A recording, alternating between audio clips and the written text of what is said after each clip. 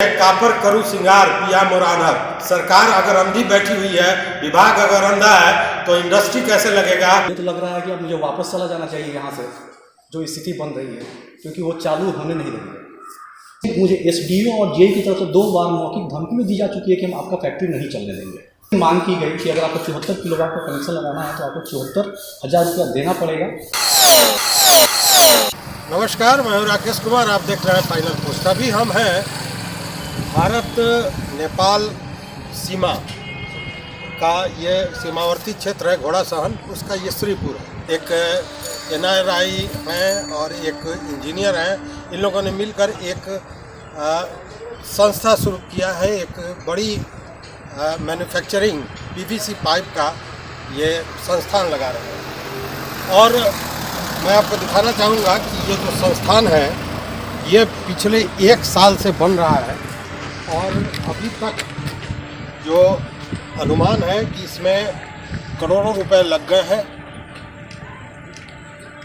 मार्च 21 में इसका निर्माण शुरू हुआ था और ये तय किया गया था कि 22 के शुरुआती दौर में ही इसका इनॉग्रेशन हो जाएगा और ये अपना काम शुरू कर देगा, लेकिन काम शुरू नहीं हुआ। क्यों? उसके पीछे एक बड़ी लंबी कहानी है और ये कहानी आपको स्पष्ट इस बात को बताने के लिए काफ़ी होगा कि आखिर बिहार में इंडस्ट्री क्यों नहीं लग पाते हैं। जबकि जब इंडस्ट्री मंत्री जब हुए थे शाहनवाज हुसैन साहब, तो ये बात हुई कि बाहर से उद्योगपतियों को बुलाया जाएगा, यहाँ उद्योग लगाया जाएगा। लेकिन जो उद्योग लगाने आ रहे हैं उनके साथ क्या हो रहा है, उनकी पीड़ा क्या है, इसको जानना जरूरी है। क्योंकि अगर ये संस्था बन जाती है तो निश्चित रूप से लगभग सैकड़ों लोगों को इससे रोजगार मिलता है। और एक इंजीनियर जो खुद रोजगार करता हो, वो अपने रोजगार को छोड़कर अगर चाहता है कि कोई इस तरह का इंडस्ट्री बैठा है, इस तरह का कल कारखाना लगा है जिससे सैकड़ों लोगों को रोजगार मिल सके, लेकिन वो नहीं मिलता है। और उसके पीछे कहीं ना कहीं सरकारी जो नियम है, उसको किस तरह नियम को उलट पुलट करके और दोहन होता है, जिसके चलते और आज स्थिति यही बनी हुई है कि ये जो इंडस्ट्री लगाने वाले लोग हैं, अब इनका ये कहना है कि अगर यही स्थिति बनी रही तो ये सारा कल कारखाना अपना उखाड़कर बाहर ले जाएंगे और इस स्टेट में इंडस्ट्री नहीं लगा सकते हैं। आइए जानते हैं इसके बारे में पूरी कहानी। ये सानवी इंडस्ट्रीज जो बन रहा है क्या तैयार हो गया है, लेकिन केवल बिजली के कारण ये रुका हुआ है। आइए हम बात करते हैं। देखिए, ये मैं अनुरोध करूंगा कि ये मशीनरी दिखाएं। ये सारी मशीन, करोड़ों का मशीन है जो यहाँ से वहाँ तक लग चुका है। और जो इसके प्रोप्राइटर है, जो इन्होंने शुरू किया है, जिन्होंने उनका नाम है सामंत कुमार जायसवाल जी। ये सॉफ्टवेयर इंजीनियर है और इनके दिमाग में एक बात आई कि चूँकि ये बाहर मल्टीनेशनल कंपनी में काम करते हैं, लाखों कमाते हैं, तो इनको हुआ कि अपने क्षेत्र में जाकर एक इस तरह का इंडस्ट्री लगाएं जिससे क्षेत्र का विकास हो और यहाँ रोजगार उत्पन्न हो। अभी आप देख रहे होंगे कि पूरा बिहार जो है सो जल रहा है रेलवे में NTPC RRB के एग्जाम को लेकर। मतलब मामला रोजगार का है। और जब एक युवक अपने रोजगार को छोड़कर रोजगार सृजन के लिए कोई इंडस्ट्री लगाता है तो उसके साथ क्या स्थिति होती है, ये देखने वाली बात होती है। तो आप ये कब शुरू किए? इसका शुरुआत मार्च 2021 में किया था, जिसमें हमने बनाने लगा। ये क्या योजना क्या थी, कब तक शुरू करना था? शुरुआती योजना तो हमारी थी नवंबर में इसको शुरू करने के कारण के लिए, लेकिन जो बीच में काफ़ी ज़्यादा इस बारिश हुई थी, उसके कारण बीच में 2 महीना हम लोगों को काम करना पड़ा था। तो फिर हम लोगों ने तय किया था कि इसको 18 जनवरी को शुरू करेंगे। 18 जनवरी को शुरू करेंगे, लेकिन शुरू हो नहीं पाया। तो आखिर नहीं हो पाया शुरू, इसके पीछे क्या कारण है? इसके पीछे कहीं ना कहीं भ्रष्टाचार है, बहुत ज़्यादा भ्रष्टाचार यहाँ पे है। हर जगह पे पैसे की डिमांड की जाती है, हर काम के लिए फंसाया जाता है। ये हमने देखा, ठीक आपके सामने से 11,000 वाट का तार जा रहा है जी।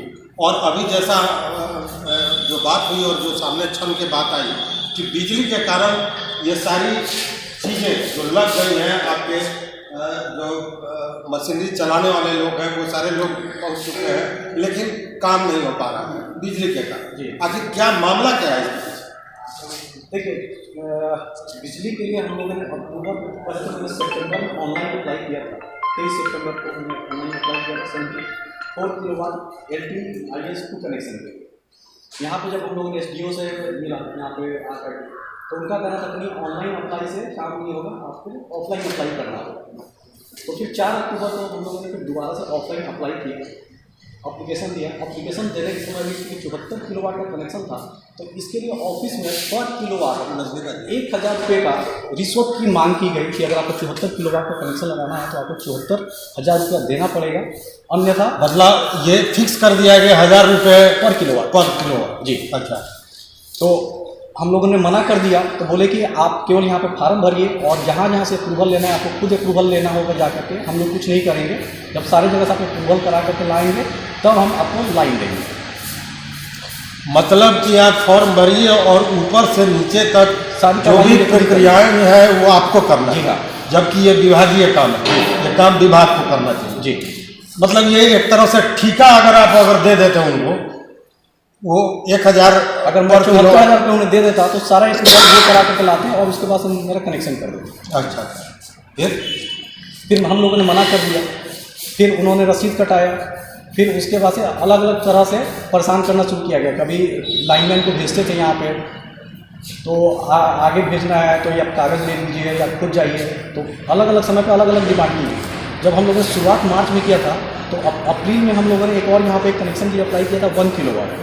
तो 1 किलोवाट कनेक्शन के लिए भी यहाँ पे आए थे उनके लाइनमैन, जेई से बात होने के बाद लाइनमैन आए और वो पैसा लेकर के गए कि हम मीटर लगाएंगे और उसका आपको स्लिप देंगे। ये पैसा लेकर गए या पैसे का डिमांड हो रहा है, इसका एक साक्ष्य भी है।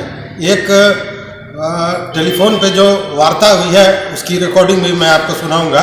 Hello hello. हाँ जयराम जी बोलिए। नमस्कार। नमस्कार। बोलिए, फोन कर रहे थे? हाँ, फोन किए थे, बोले से साहब से कल बतुआए काम के लिए आपको। किससे? जेई साहब से कि एसडीओ साहब से? जेई साहब से एस्टिमेट जेई साहब से बनाएंगे। हाँ हाँ ठीक है। जीओ साहब से मेरी बात की है, जेई साहब हमारे साथ में बात की, तो ठीक है कुछ लेके तो उसको बनवा दीजिए हम। तो वे बोले हैं साहब से लेके आओ, खर्चा वो एस्टिमेट उनका बना दे। हाँ, तो क्या खर्चा? खर्चा हुए बोले हम बोले सर कितना तक हम लोग 4-5 हजार रुपया देंगे, उससे ज्यादा नहीं देंगे। हाँ, तो 5,000 रुपया अगर बोलते तो हम देते, तो हम करवा आज चलते इसमें बनवा देते। नहीं तो बनवाई, पैसा तो आपको मिल जाएगा। पैसा पहले लिए हैं कि नहीं लिए हैं बताइए ना, पैसा आपका रुका है। पैसा तो ले लीजिए हम कहा। तो फिर तो काम कीजिए, पैसा तो हम बोलिए रहे हैं कि आप काम कीजिए, पैसा आपको मिल जाएगा। पैसा के लिए आपको कोई चिंता नहीं करना है। हाँ, तो ये साहब बोले से लेके आओ जरा, हम बना दे रहेंगे। ठीक बस सर, पैसा मिल जाएगा। पापा भी यहाँ नहीं है, पापा जा रहे हैं तो पैसा चला जाएगा आपके पास। क्या बैंक में तो लीजिएगा नहीं ना पैसा? बैंक में लीजिएगा नहीं? लीजिएगा कैसे लीजिएगा ना आप तो। हाँ, तो पैसा मिल जाएगा। पैसा पहले भी मेरे पास उठाए हैं, पैसा आपको मिल जाएगा। आप काम करवाइए ना। ठीक है। हाँ, काम करवाइए, पैसा आपको मिल जाएगा। और केवल यही नहीं है ना, हम लोगों का तो चलते रहेगा ना, फैक्ट्री है। कल बोल दो साहब को, कल सर काम आज कर दीजिए, कल पैसा आ जाएगा। आप उसके बाद एक आपके यहाँ वो लगाया गया, मीटर लगाया। उसके बाद ये पैसा लेकर के गए, उसके बाद इन्होंने यहाँ पे एक मीटर लगा दिया, ओपन मीटर। जब मुझे बाद में पता चला कि मीटर ओपन है, सील नहीं किया गया है, उसके लिए मैंने कई अधिकारियों से कई बार कंप्लेन की कि मीटर को सील किया जाए और इसको सही किया जाए, लेकिन ऐसा नहीं हुआ। वो हर महीने आते थे और पैसा लेकर के जाते थे कि आपको सब सारे रसीद एक साथ बाद में मिल जाएगी। उस कन्वर्जेशन का कुछ रिकॉर्डिंग भी है कि मीटर नहीं करने के लिए। तो मामला जब काफ़ी ज़्यादा बढ़ा, तो जनवरी में जब मैंने ये कंप्लेन मैंने इंजीनियर को भी इसकी कंप्लेन की, तो उन्होंने इंस्ट्रक्शन दिया फिर, और उसके बाद ये सील की गई है। इस जनवरी में सील की गई है, जनवरी 20 या 21 जनवरी को ये सील की गई है मीटर। इसके पहले किसी दूसरे के नाम पे ये मीटर रहा है, हर महीने वो पैसा ले जाते रहे हैं। मीटर लगा, सील नहीं किया गया, और लगभग 8 महीने प्रति माह 5,000 रुपया उसके एवज में विभागीय जो कर्मी है वो आकर ले जाते रहे। और जब सील करने की बात आई तब यह पता चला कि जो सानवी इंडस्ट्री में वो लगा हुआ है मीटर, वो किसी तीसरे आदमी के नाम पर है। ये भी अचंभित करने वाली बात है। नहीं, जब बिल का डिमांड किया गया और जब बिल का डिमांड किया गया तब ये खुला यहाँ पे आए बिल निकाले, तो जब बिल निकला तो किसी परवेज आलम के नाम पे यहाँ का मेरा बिल निकला, तो मैंने मना कर दिया कि नहीं, मैं किसी और के नाम पे कोई भी। अच्छा, वो 5-5 हज़ार रुपया जो 8 महीने ले जाते रहे, उसका कोई बिल आपको दिया गया? नहीं, आज तक नहीं दिया गया। आज तक नहीं दिया गया। उसके बाद क्या मामला है? उसके बाद से जब ये फैक्ट्री शुरू करने की बात हुई, अक्टूबर में जब हम लोगों ने अप्लाई किया 74 किलोवाट, तो शुरुआती में तो बहुत ज़्यादा प्रॉब्लम हुआ। फिर जैसे तैसे आगे घूम करके अलग अलग लोकेशन पे जाकर जब हम लोगों ने अप्रूवल करा लिया, उसके बाद भी काफ़ी ज़्यादा इसमें डिले करते रहे किसी न किसी बहाने। नवंबर के आसपास में अप्रूवल आ चुका था हमारा, नवंबर या दिसंबर में अप्रूवल आ गया था कि हमारा कनेक्शन लग जाएगा। तो उस समय से लेकर के अभी तक ये पोजीशन है कि नहीं लगा। इसके लिए कई बार अलग अलग तरीक़ों से डिमांड की गई, पैसा हम लोगों ने नहीं दिया। इसके लिए मुझे SDO और JE की तरफ से 2 बार मौखिक धमकी भी दी जा चुकी है कि हम आपका फैक्ट्री नहीं चलने देंगे।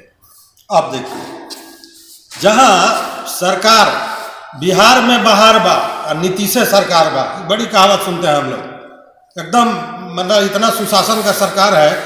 इसका सीधा साधा जागरूक यहाँ उदाहरण आपको देखने को मिल रहा है। एक तो बिजली लगाए नहीं, पैसा का डिमांड करते रहे, पैसा भी लेते रहे, और जब मुँह मांगा पैसा नहीं मिलता है, उस स्थिति में बिजली के पदाधिकारी द्वारा धमकी दिया जाता है कि आपका इंडस्ट्री नहीं चलने दिया जाएगा। कहने का मतलब कि आपने जो ये करोड़ों खर्च किया है, ये सारा आपका पानी में बहा दिया जाएगा एक बिजली के चलते। और ये क्या है? ये सरकार के, बिहार सरकार के इंडस्ट्री को यहाँ लाने की जो मुहिम है, उसमें सबसे बड़ा रंगा ये बिजली विभाग है, जो केवल बिहार सरकार को नहीं, पूरे सूबे को गर्त में डाल रहा है।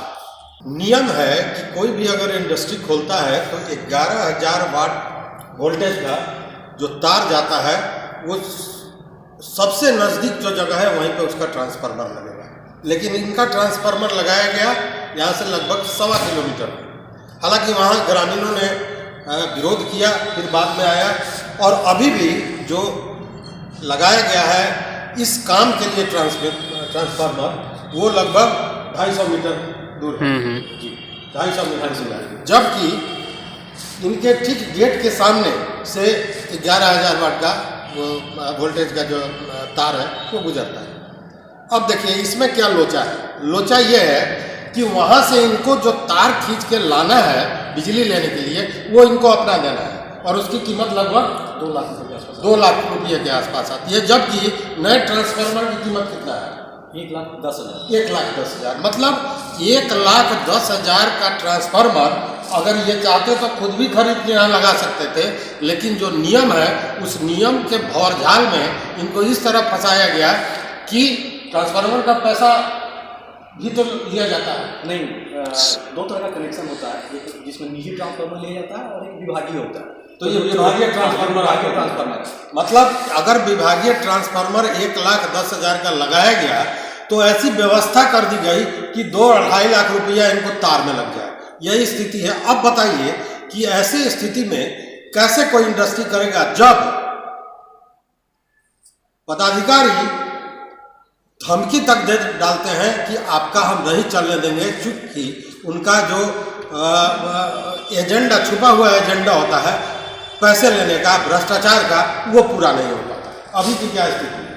अभी की स्थिति वही है, केवल जो तार का पैसा है वो दूरी ही नहीं है। जितनी ज़्यादा दूरी से अगर एक इंडस्ट्री को लाइन मिलती है तो उसको चलाने में काफ़ी ज़्यादा परेशानी होती है। तो हमेशा ही मुझे, अगर मैं 200 मीटर से अगर मैं अपना लाइन लाऊंगा, तार लाऊंगा, तो हमेशा मुझे वोल्टेज ड्रॉप या फिर फ्लक्चुएशन का समस्या का सामना करना पड़ेगा। तो जिसके कारण से मैं चाह रहा था कि एक तो नियरेस्ट पोजीशन पे लगे, ताकि तार का जो लंबाई कम से कम हो और मेरा पैसा भी कम लगे, या विभाग के तरफ से भी तार देने का प्रोविज़न है। बट उस स्थिति में वो जो तार दे रहे हैं, इतना पतला तार दे रहे हैं कि जिससे मेरा मशीन नहीं चलेगा। तो कहीं ना कहीं से वो दबाव बनाया जा रहा है कि मैं तार खुद खरीदूँ, तार भी वो लोग नहीं देंगे। और अभी भी वो देने के फेवर में नहीं है। अभी जैसे मैंने आपको बताया कि मैंने जब चेयरमैन को कंप्लेन किया था ईमेल के थ्रू, उसके बाद से एक SIT टीम का गठन हुआ था। 2 दिन पहले SIT टीम भी यहाँ पे आई थी, वो भी जांच करके गए हैं। तो जांच के पहले जो अधिकारी हैं, यहाँ पे मेरे कुछ रिश्तेदार भी हैं, तो उनसे उन लोगों ने अप्रोच किया और उनके थ्रू मुझे काफ़ी ज़्यादा प्रेशर डलवाया कि आप मेरे खिलाफ़ में कुछ नहीं बोलेंगे, हम लोग सारा काम सही से कर देंगे, हमसे गलती हो गई, आगे से इस तरह की कोई भी दिक्कत नहीं होगी। तो उनकी बात को मानते हुए जब एसआईटी की टीम आई, एसआईटी की टीम ने मुझसे जब टेलीफोन पर पूछा कि क्या आपके पास कोई साक्ष्य है कि उन्होंने पैसा मांगा है, तो मैंने मना कर दिया, क्योंकि हम लोग यहाँ बिजनेस करने आए हैं, तो उस कारण से हमने बोला कि नहीं, हमारे पास कोई साक्ष्य नहीं है, लेकिन इन्होंने काफ़ी ज़्यादा परेशान किया। यही मजबूरी है, और इसी मजबूरी का फ़ायदा ये भ्रष्ट पदाधिकारी उठाते हैं।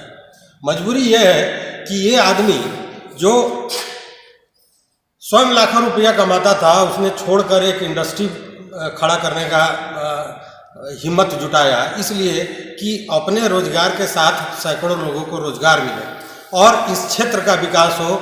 सरकार जो चाहती है कि यहाँ इंडस्ट्री आवे, उस मुहिम को आगे बढ़ाया जाए। लेकिन अच्छा, इसके लिए तो आपने एनआरआई, आपके कई संबंधी हैं, उनसे भी आपने अप्रोच किया था और उन लोगों को भी आप बुलाना चाह रहे थे यहाँ? वो मेरे कुछ संबंधी हैं, मतलब एनआरआई भी हैं, तो वो भी आना चाहते हैं। तो सभी हम लोगों का सम्मिलित था कि अब पहले में छोटा था यहाँ पर कारखाना शुरू करें, अगर सही रहा तो फिर आगे वहाँ से वो लोग भी इन्वेस्टमेंट करेंगे और मौका मिलेगा तो वो भी यहाँ पे आएंगे। देखिए, मतलब कि एक माहौल बन रहा था, लेकिन उस माहौल को किस तरह बिगाड़ा गया है और किस तरह सरकार की योजनाओं को विफल की जाती है इन पदाधिकारियों द्वारा, इसका सीधा सबूत है।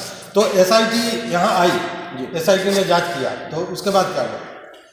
एसआईटी की टीम जांच करके चली गई। उस जांच के क्रम में भी पता चला था कि कुछ कुछ लोगों ने फर्जीवाड़ा तैयार किया था, अलग अलग तरह का डॉक्यूमेंट उनको फर्जी तैयार करके दिखलाया। बाद में जब फिर मुझे दोबारा जब बात हुई यहाँ की टीम के साथ, तो बोले कि नहीं, आपका कनेक्शन लगा दिया जाएगा, 1-2 दिन रुक जाइए। फिर मैं दोबारा बात किया तो बोले कि नहीं, एसआईटी की टीम इस पर ऑब्जेक्शन लगा करके गई है कि जब तक वहाँ से अप्रूवल नहीं मिलेगा आपका कनेक्शन नहीं लगेगा। लेकिन एसआईटी की टीम तो रोक नहीं लगाती है। इसी पे मैंने आज सुबह में मैंने जब एसआईटी टीम को मैंने फिर दोबारा से कॉल किया स्थिति जानने के लिए कि कब तक मुझे क्लियरेंस मिलेगा, तो उनके तरफ से कहा गया कि उन्होंने किसी भी तरह का रोक नहीं लगाया है। अगर ऐसा है तो उन्हें बोलिए वो लिखित में दें, लेकिन ये लिखित में देने के लिए तैयार नहीं है कि ऊपर से विभागीय आदेश है कि यहाँ पे कनेक्शन नहीं देना, वो लिखित में आदेश नहीं देगा। अब एसआईटी के नाम पे मामले को फंसाया जा रहा है।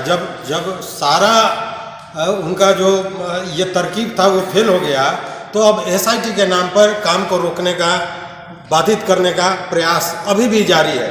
और आश्चर्य की बात यह है कि इन लोगों मैंने कितना हिम्मत है, भ्रष्टाचारियों में कितना हिम्मत आ गया है, ये सोचने वाली बात है कि जो सीएमडी को आपने कंप्लेन किया था, सीएमडी के कंप्लेन के बाद एसआईटी गठित होती है और एसआईटी के नाम पर ही फिर वसूली का हिसाब किताब लगाया जा रहा है। ऐसे में क्या बिहार में कभी इंडस्ट्री कोई लगाने का हिम्मत कर पाएगा, ये बहुत बड़ा प्रश्न है। अभी की क्या स्थिति है? अभी भी स्थिति क्लियर नहीं है, कब तक लगेगा नहीं लगेगा। मुझे तो लग रहा है कि अब मुझे वापस चला जाना चाहिए यहाँ से, जो स्थिति बन रही है, क्योंकि वो चालू होने नहीं देंगे। नहीं, चालू कैसे नहीं होने देंगे? चालू तो अगर सरकार, नीतीश कुमार सुशासन की बात करते हैं, अगर ये बात नीतीश कुमार तक जाती है तो निश्चित रूप से उनको इस बिजली विभाग के जो सीएमडी हैं उनको पूरी तरह इस पर संज्ञान लेना चाहिए।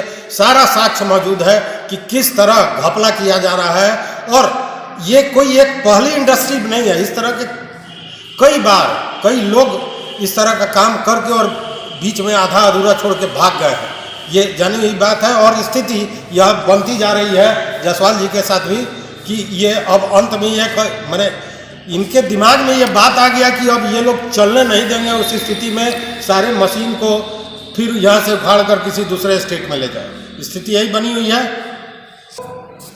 जायसवाल जी का मानना है कि ये लोग चलने नहीं देंगे। ऐसे में ये फिर इस इंडस्ट्री को, ये सारी मशीनरी जो करोड़ों का यहाँ से वहाँ तक आप देख रहे हैं, जरा आप घुमा के दिखाइए चारों तरफ, ये उखाड़ कर ले जाने की बात करते हैं।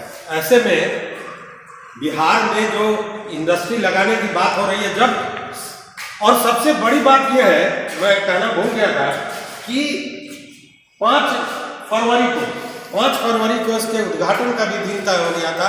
इसके लिए कई मंत्री, कई लोग यहाँ आने की अपनी अनुमति भी दे चुके थे, सहमति दे चुके थे, और स्थिति ये थी, इन लोगों का जो प्रोजेक्ट था उस हिसाब से उस दिन तक यहाँ पे उत्पादन शुरू हो जाना था, लेकिन बिजली ही नहीं है, कापर करू सिंगार पिया मोरानर। सरकार अगर अंधी बैठी हुई है, विभाग अगर अंधा है, तो इंडस्ट्री कैसे लगेगा। और जो रोजगार की बात होती है, आज पूरा बिहार जल रहा है रोजगार को लेकर, लेकिन जब कोई एक युवक अपने सारे जद्दोजहद करने के बाद एक इंडस्ट्री लगाना चाहता है तो उसके साथ यही स्थिति होती है। तो देखते रहिए फाइनल पोस्ट। लेकिन मेरा निवेदन है सरकार को, मेरा निवेदन है बिजली विभाग को कि इस पर सख्त संज्ञान ले और जितना जल्दी हो